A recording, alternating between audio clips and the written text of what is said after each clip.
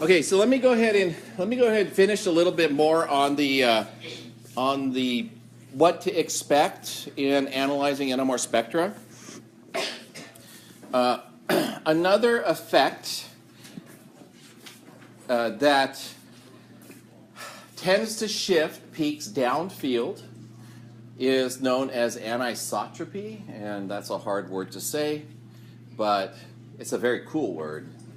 So think about a benzene ring that's shown on the right. It's got a ring shape to it, right? Magnetic field goes through the benzene ring. When the magnetic field goes through the benzene ring, it creates a counter-magnetic field.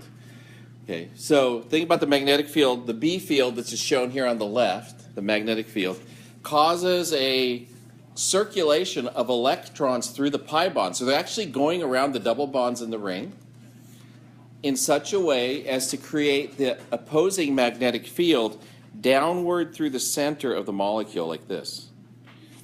But here's the thing. The field is going down in the center, but one of the rules of magnetic field lines is they have to close. So they start from a point and they end up back at that point at some time later, or at some other point they come back. So that's how that field goes. Okay. So they're creating a counter-magnetic field in the middle. What's happening to the magnetic field to the hydrogens that are on the outside of the magnetic field? All right. They're experiencing the applied magnetic field, which is here, plus they're experiencing the generated magnetic field from the electron current in the ring. Okay? So this field that is experienced by the hydrogens on the outside of the ring is actually greater than the applied magnetic field, and as a result, they shift downfield. Okay? This effect is called anisotropy, and if you look at an NMR for benzene, this is a simulated NMR for 300 megahertz, I think, or higher field strength magnet. The peaks end up around 7.2. Okay. Now, normally a double bond, you expect to see it around 5, but on, like it shows down here, okay, double bonded hydrogen, these go even further because of this circular field creating a strong magnetic counter field. Okay. Same thing happens at a double bond. Electrons circulate through the double bond in the middle to produce an opposing magnetic field. That means on the outside, the field is going with the applied magnetic field, and as a result, hydrogens that are on double bonds are also shifted downfield.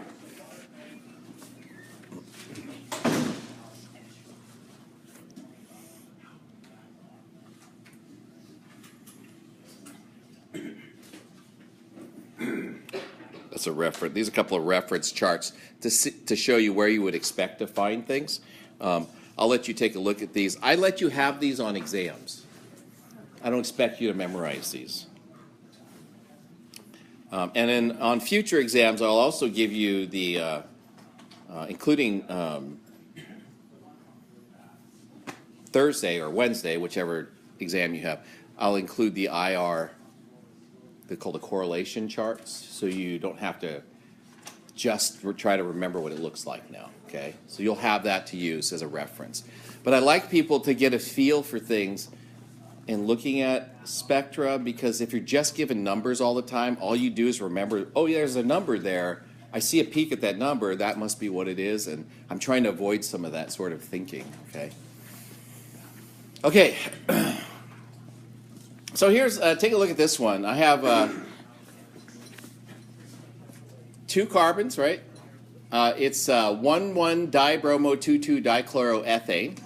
I've got a hydrogen on each. The hydrogen attached to the chlorine shifted further downfield because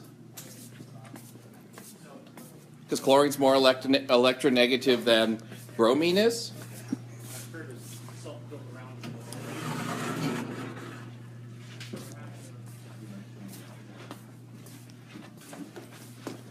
So yeah, it's shifted further downfield because chlorine's more electronegative than bromine.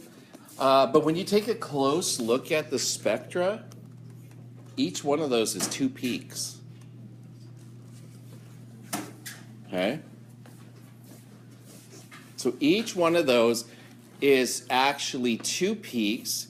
Each one of those peaks represents either the hydrogen that's shown here, that's over here, and this is this hydrogen. So then the question is, why are there 2 peaks, right? So remember I said hydrogens have magnetic moments, right? So I have this applied magnetic field that's pretty large, and I have a hydrogen, this is the hydrogen on the left, okay, and this is the hydrogen on the right. Now, in a sample of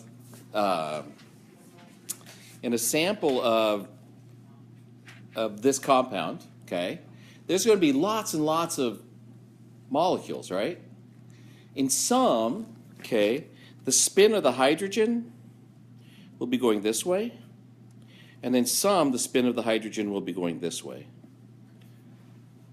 right? So again, we're talking statistically, there's going to be a lot of them. Some will be spinning up, some will be spinning down.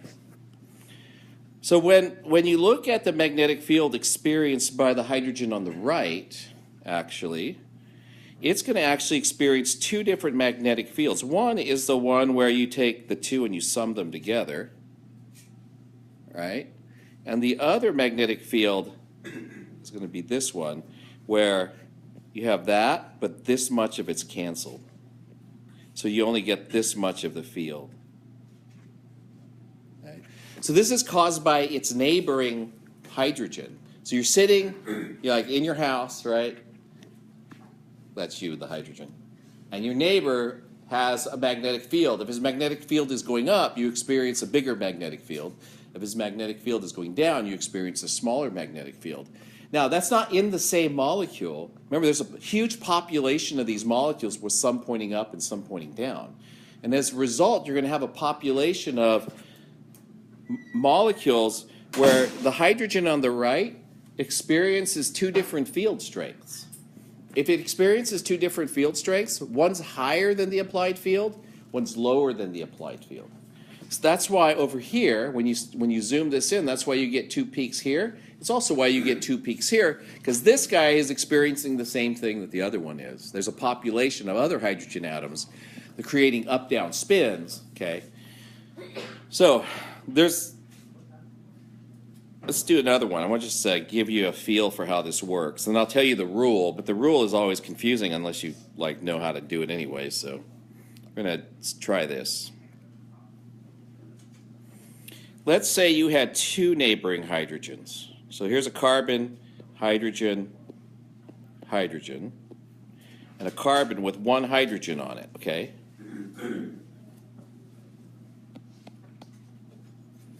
I want to know what field that hydrogen experiences, okay? So I have the 2 hydrogens on the left that are modifying the external field. So let's say the external field is this big. So the hydrogens could both be pointing with the field, right? That'll make a larger field strength and shift it downfield. They could have downward pointing fields, which is going to be smaller and push the peak upfield. But then one could be going up and one could be going down. And those would be exactly the same field strength that is applied. Okay. Anything else? There's one more. One could be going down and the other could be going up. There's 2 combinations of this field strength. So that's one combination, that's 2 combinations. Now, when you actually look at the peak,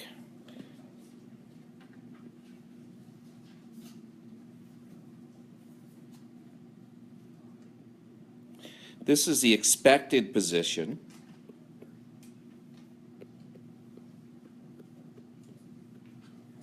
And this one shifted up and this one shifted down. The middle peak is twice the height or twice the area of the side peaks because there's twice as many hydrogens with that kind of population. Okay? So how many peaks do you see? You see 3, right? So if you have one neighbor, you see 2 peaks. If you have 2 neighbors, you see 3 peaks, right? So let's try this. Let's do 3 neighbors.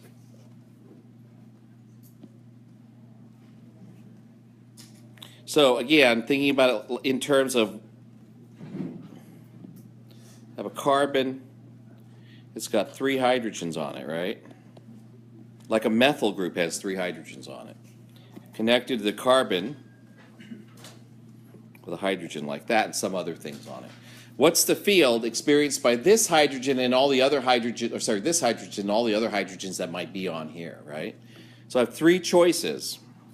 They could all be going up, right? So I'm going to put those on the left because I know those are going to be upfield, and upfield is to the left on our charts, okay? What's the other possibility? All down, right? So this will be downfield, like that. Now, there's can be 2 going up and 1 going down, or 2 going down and 1 going up, right? But there's a lot of combinations of those, right? So let's just start doing them. We're going to go 2 up, 1 down, 2 up, and 1 down, and oops, 2 up like this, and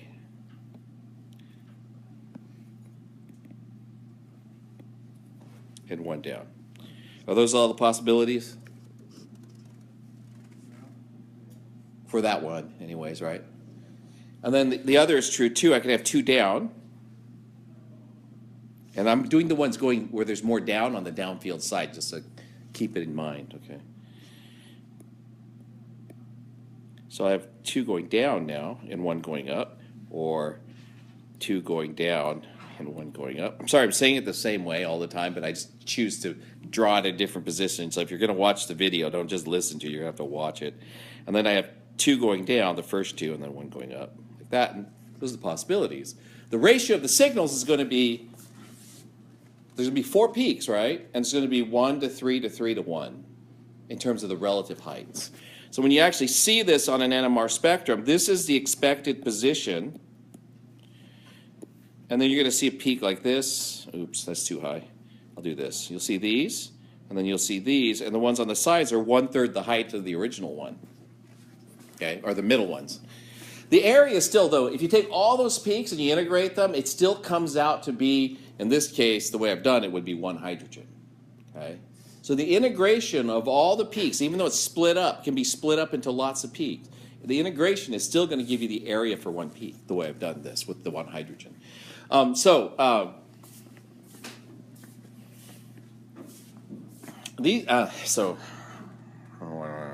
what do I say next? Let's do this. You guys already know this pattern. But if you have 3 neighbors, you get 4 peaks, right? 2 neighbors, 3 peaks. It's the n+1 rule is what it's called, right? You take the number of neighbors and you add 1 to it, that's the number of peaks you have. Or if you take the number of peaks, subtract 1 from it, that's the number of neighbors you have, okay? Now, you know this pattern, actually. Some of you will recognize this. I'm going to draw, oh my gosh, the internet's just crazy slow. I'm going to draw this pattern. 1, 1, and 1. 1, 2, and 1. 1, 3, 3, 1. And you could go down and fill this out, right? The amplitude is, yeah, based on Pascal's triangle. Because of the number of, it's a combinations kind of thing, right? So I always thought that was cool. It's an easy way to remember it if you remember how to do Pascal's triangle. If you can't remember Pascal's triangle, just remember how to do all the little arrows. And it'll get the same, you'll get to the same place. So yeah. There is an evening wasted for someone, I'm sure. You'll be like, Pascal's triangle, where'd all the places Pascal's triangle show up? And then you'll come up with a Fibonacci sequence. Where's that show up? All right, Taylor series. How does a Taylor? You just start going on and on and on. You just eventually you just lose your mind and become a mathematician. So it's called spin It's called spin coupling. Okay, and spin coupling is related. There's a closely related term. It's called the spin coupling constant. So you know how you have neighbors by your house, right? Those are like your neighbors, like you're a carbon with hydrogen, so your house is the carbon, you people in the houses are the hydrogens. You don't actually communicate equally well with all your neighbors. Like my neighbor on my right, I talk to their family all the time. The neighbor on my left, I talk to her sometimes, we're friends, but I don't know what's going on in her life. But the people on the other side, we have kids that go to school together, so we always know each other's business, and we take our kids on rides together and stuff like that. So our coupling is strong, okay? And when the coupling is strong, the peaks get split wide apart, okay? But here's the thing. Remember, this is a two-way street. Two-way street, house. All right. Sorry, it wasn't that funny. My coupling constant with my neighbor is the same as my neighbor's coupling constant with me. We're communicating together back and forth, right?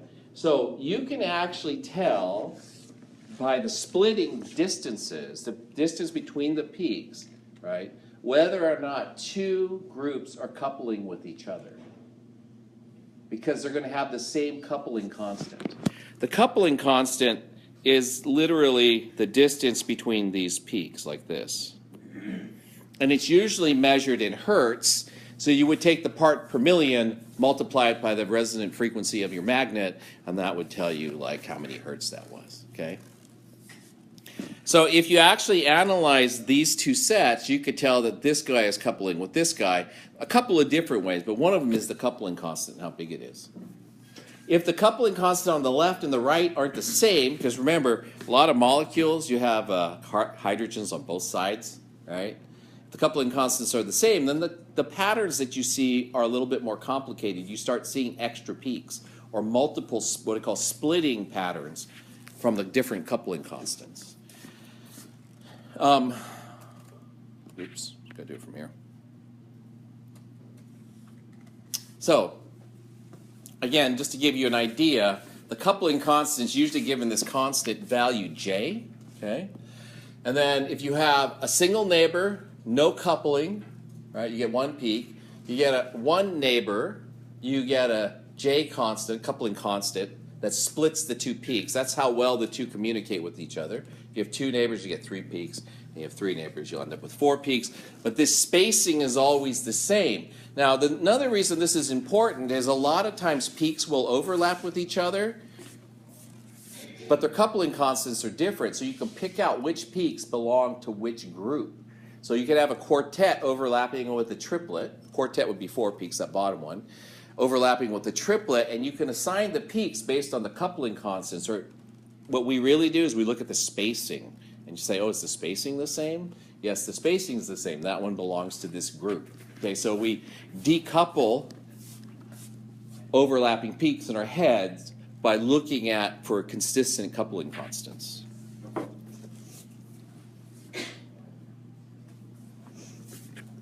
Okay. I'll cover this in the next lecture. I think this is enough. I'm going to give you a worksheet. We're not doing any double bonds. This will be on the next test.